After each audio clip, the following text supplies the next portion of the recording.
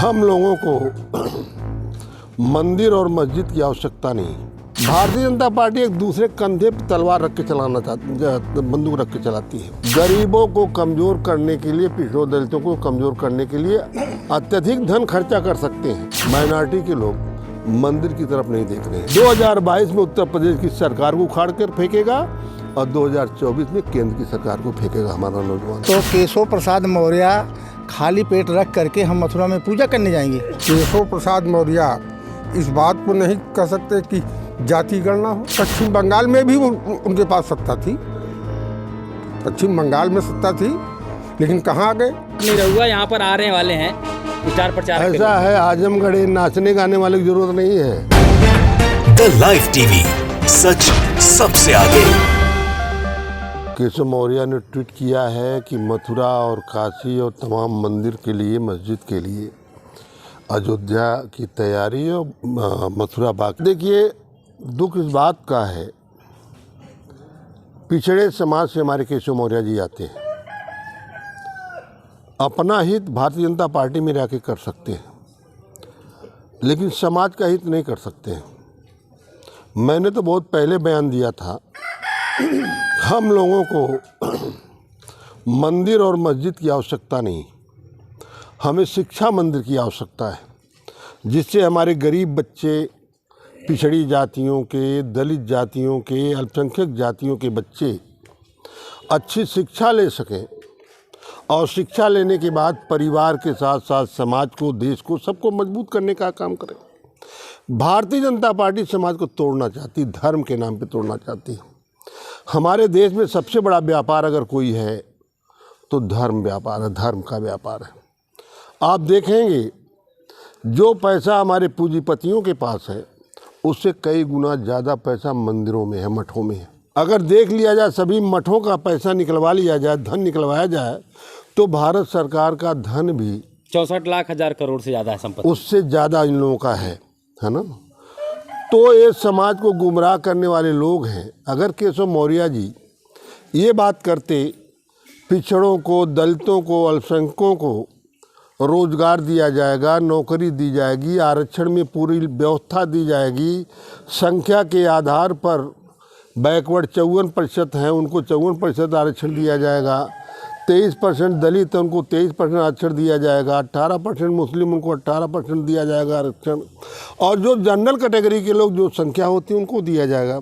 अगर ये कहते तो निश्चित रूप से हम लोग भी उनको बधाई देते। लेकिन आज दुख के साथ ये कहना पड़ रहा है केशव मौर्य के बारे में कि केशव मौर्य अपने में सुधार लाए और जो पिछड़ों, दलितों के खिलाफ भारतीय जनता पार्टी से मिल करके, तो उनको यूज कर रहे बीजेपी, हाँ, मिल करके ये बयान दे रहे हैं, उनके साथ मिलकर काम कर रहे हैं। जो आपने कहा बोले हैं, अगर यही बात वो बुलवा देते, जोगी जी से बुलवा देते, तमाम फॉरवर्ड के लोग हैं उनसे बुलवाते, तो समझ बात आती। भारतीय जनता पार्टी एक दूसरे कंधे पर तलवार रख के चलाना चाहती, बंदूक रख के चलाती है। अयोध्या के विवाद में जितने लोगों ने, चाहे विनय कटियार हो, चाहे उमा भारती हो, चाहे आडवाणी जी हो, चाहे सिंगल हो, चाहे वो क्या नाम है गुजरात के तुगड़िया हो, तमाम लोग हैं। इन लोगों ने देश में पूरा ऐसा माहौल बनाया कि समाज 2-3 खेमे बढ़ गया, पूरे देश में अफरा तफरी का माहौल मच गया। आपने राम मंदिर का देखा होगा। लेकिन राजनीतिक फायदा ले लिया, इसलिए ले लिया कि हमारे पिछड़े दलित समाज के लोग भी पूर्ण रूप से शिक्षित नहीं हो पाए। जिस दिन जान जाएंगे कि ये पत्थर में भगवान नहीं रहता है, पत्थर ये केवल व्यापार के लिए रखा हुआ मंदिर में, वो जान जाएंगे कि हमको सब कुछ सुविधा जब मिलेगी, जो भी मिलेगी वो शिक्षा के माध्यम से मिलेगी, अच्छी शिक्षा प्राप्त करने के बाद मिलेगी। ये भारतीय जनता पार्टी के लोग कभी अच्छे विद्यालय की बात नहीं करेंगे, अच्छे अध्यापक की बात नहीं करेंगे, नौकरी की बात नहीं करेंगे, रोजी रोटी की बात नहीं करेंगे, गरीबों को उठाने की बात नहीं करेंगे। हाँ, गरीबों को कमज़ोर करने के लिए, पिछड़ों दलितों को कमज़ोर करने के लिए अत्यधिक धन खर्चा कर सकते हैं, लेकिन उन्हें संवारने के लिए, उनको उठाने के लिए, मजबूत करने के लिए, अच्छी शिक्षा दिलाने के लिए एक पैसा भी भारतीय जनता पार्टी नहीं खर्च करती है। आज पूरे देश में, पूरे प्रदेश में दलितों और पिछड़ों का जो बच्चे हमारे हैं, इनका वजीफ़ा नहीं आया। जनरल कहा गया लेकिन इनका नहीं आया। लेकिन धीरे धीरे हमारा पिछड़ा और दलित इस बात को जान गया है। लेकिन मथुरा में इतना तनाव हो गया, धारा 144 लगी हुई है, तो वो वहाँ पर देखिए कुछ भी हो सकता ऐसा है, है, अगर ऐसा घटना है। घटे तो। हिंदू महासभा ने 2 किलोमीटर दूरी पर वहाँ पर यज्ञ कराया है। ऐसा है, आखिर में हिंदू महासभा, विश्व हिंदू परिषद, बीजेपी, ये लोग वहाँ पर क्यों इतना तन मन धन लगाए हैं? देखिए वो तो हमेशा चाहते हैं कि पूरे देश का माहौल ख़राब हो, अफरा तफरी मचे, समाज को तोड़ा जाए, हिंदू मुस्लिम नाम पर लड़ाया जाए। ये वही लोग हैं। जब देश की आज़ादी की लड़ाई चल रही थी तो जो इनके सावरकर जी हैं, कम से कम 20 बार लिखित रूप से माफ़ी मांगे। बटेसर कांड में इनके लोगों ने माफ़ी मांगा लिखित रूप से, अंग्रेज़ों के गवाह बने, जिसकी वजह से पिंगले नाम के आज़ादी के सिपाही की फांसी की सज़ा होती है। तो ये लोग तो हमारे देश की आज़ादी में भी सहयोग नहीं किए बल्कि विरोध कर रहे थे। हमारा तिरंगा झंडा भी लगाने को नहीं तैयार थे। तिरंगा झंडा ये लगाते हैं। तो ये लोग तो वही लोग हैं जो समाज को तोड़ना चाह रहे हैं। केशव प्रसाद मौर्य की बात को लेकर जिस तरह से ओबीसी समाज, क्या मस्जिद अयोध्या में पोलराइजेशन हुआ, वोट देखिए 6 दिसंबर को ऐसा है, वो बाबरी मस्जिद की बरसी। देखिए अयोध्या का मामला 1991 में शुरू हुआ था। आज कितने 30 साल हो गए ना। तब जो बच्चा पैदा हुआ आज वो ग्रेजुएशन कर लिया है, अब उनके बहकावे में नहीं आएगा। वो जानता है कि राम कौन है, कृष्ण कौन है, तमाम देवता कौन कौन लोग हैं। मैं भी किताब पढ़ रहा था, राहुल सांकृत्यायन जी ने लिखा है गंगा से बोलगा तक, बोलगा से गंगा तक। उसमें 161-162 नंबर पेज पर लिखा हुआ है, क्योंकि रामायण के प्रथम पेज पर लिखा होता है यह एक काल्पनिक कथा है, प्रमाणित नहीं। राहुल सांकृत्यायन ने लिखा, मैं नहीं कह रहा हूँ, किताब को पढ़ा हूँ। उन्होंने लिखा है राम तो पुष्य मित्र शुंग ही अपने को राम साबित किए। और इस मामले को लेकर के हमारे पेरियार ललई राम यादव सुप्रीम कोर्ट में भी लड़े हैं, जीते भी हैं। तो ये भारतीय जनता पार्टी के लोग समाज को कमज़ोर करना चाहते हैं, तोड़ना चाहते हैं, हिंदू मुस्लिम लड़ाना चाहते हैं, इस तरीके से कमज़ोर करना चाहते हैं।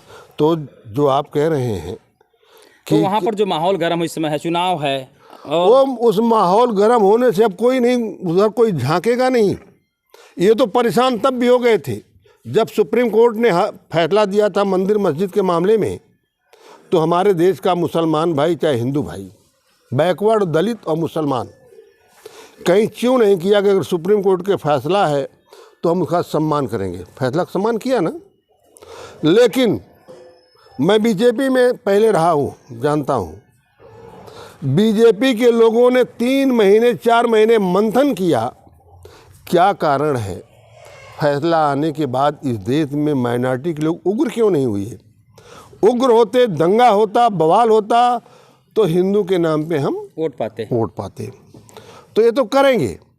लेकिन अब पिछड़ा, दलित, माइनॉरिटी के बच्चे जो शिक्षित हो चुके हैं, इसलिए इनके बहकावे में नहीं आएंगे।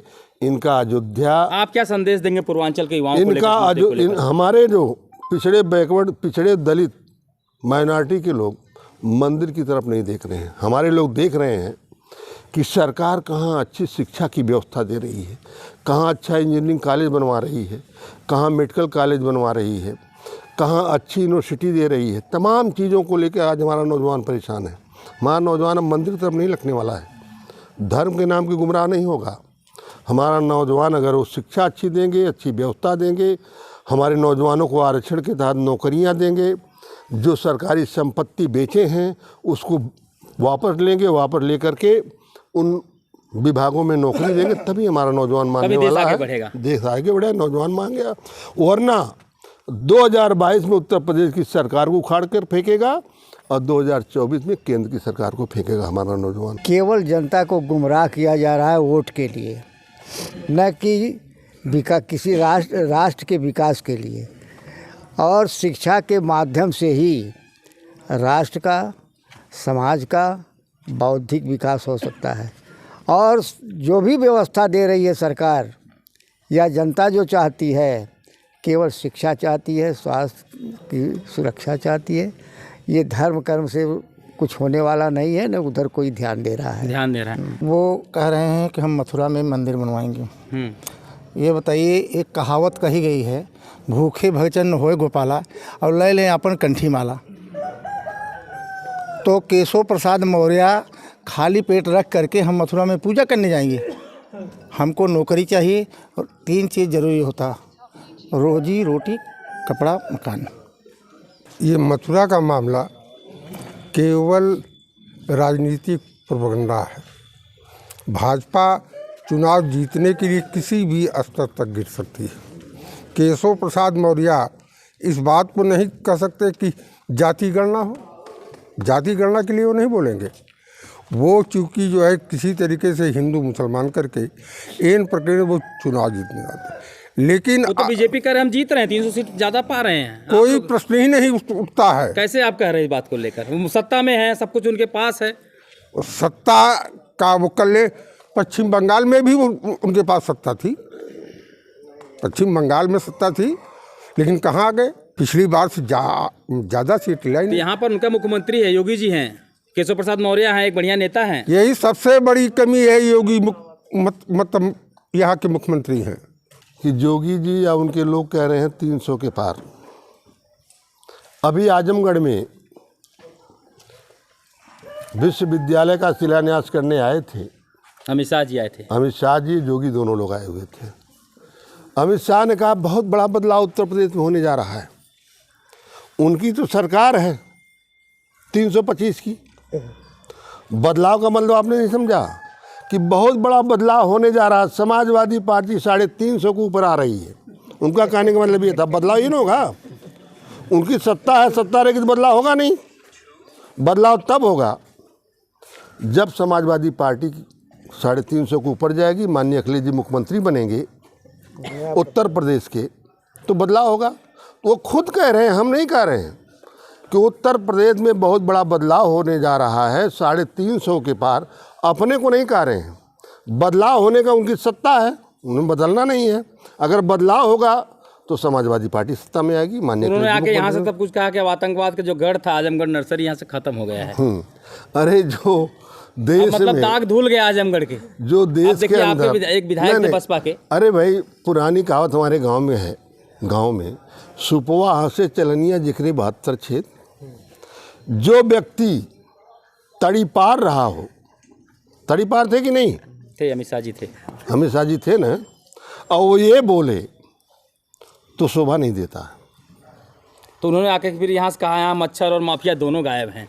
ये भी बात कही, मंच से नारे लगाए। समय बताएगा, समय बताएगा। अगर एक भी सीट आजमगढ़ नहीं, पूर्वांचल से भी एक भी सीट भारतीय जनता पार्टी पा गई तो हम लोग समझें कि हम लोग कमज़ोर हो गए। और आजमगढ़ में अगर 10 की 10 सीट नहीं जीती समाजवादी पार्टी तो हम लोग उसी दिन राजनीति से संन्यास भी ले लें। नहीं रहुआ यहाँ पर आने वाले हैं स्टार प्रचारक। ऐसा है, आजमगढ़ नाचने गाने वाले की ज़रूरत नहीं है। यहाँ नाच गाना नहीं चलेगा। ये समाजवादी पार्टी के लोग चल पाएंगे जो समाज के लिए काम करना चाहते हैं, समाज के लिए काम किए हैं। माननीय अखिलेश जी ने अपने 5 साल कार्यकाल में जितना माननीय अखिलेश जी ने काम किया है, क्या आज़ादी के बाद से कोई ही मुख्यमंत्री इतना काम किया है अब तक? तभी तो उनको हार गए, वोट नहीं मिला। वो हार जीत अलग का सवाल है। हार जीत तो अलग का सवाल। 77 तो वही कर रही है। 77 में मैंने विकास से मतलब नहीं है, उनको मंदिर चाहिए। हाँ, नहीं 77 में कांग्रेस साफ हो गई थी, मजबूत पार्टी थी। लेकिन जो आप कह रहे हैं ये सही है कि धर्म के नाम पे हमारे लोग गुमराह हो गए थे। लेकिन आज जब उनकी कार्यशैली को देखा है, नौकरियां चली गई, रोजी रोटी चल गई, कोरोना में भूखमरी बढ़ गई, तमाम लोगों की मृत्यु हो गई, दवा की व्यवस्था नहीं हो पाई अस्पताल में, हर तरह की दुर्व्यवस्था हुई। इसलिए पूरे प्रदेश की जनता भारतीय जनता पार्टी को उखाड़ कर फेंकेगी और समाजवादी पार्टी की सरकार बनाएगी। 350 की पार सीट आएगी। और वो खुद कह रहे हैं, मैं नहीं कह रहा हूँ। वो कह रहे हैं ठीक है, लेकिन ये बात को मानने को तैयार नहीं। बीजेपी वाले कह रहे हैं आपके घर पूरा आजमगढ़ से लेकर पूर्वांचल में कई बीजेपी वाले झूठ बोलते हैं, बगल झूठ में एक बोलना मंत्री हैं जानते हैं। जौनपुर में, वहाँ पर गिरीश चंद्र यादव, वो भी काफी अरे भाई, विकास किए हैं। वो लोग झूठ बोलने के आती हैं, झूठ बोलते हैं। हम लोग झूठ बोलने का आती नहीं है। समाजवादी पार्टी कार्यकर्ता कभी झूठ नहीं बोलता, जो कहता है वो करता है।